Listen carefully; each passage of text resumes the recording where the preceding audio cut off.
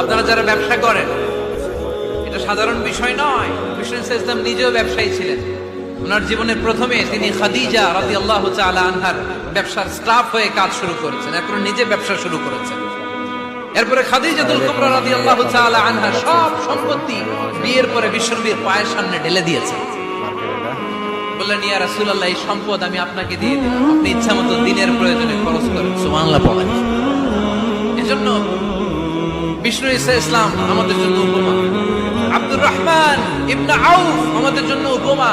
যারা ব্যবসা করেন তারা বিষ্ণু ইসলামের সুন্নাহ পালন করছেন। আত-তাজির আস-সাদুক আল-আমিন, বিষ্ণুই বললেন সত্যবাদী আমানতদার ব্যবসায়ী, যে ব্যবসা করতে যে মিথ্যা কথা বলে না। অনেক ব্যবসায়ীরা আছে পণ্য চালানোর জন্য মিথ্যা কথা বলে আর কসম কাটে, আছে না নাই? গাজর,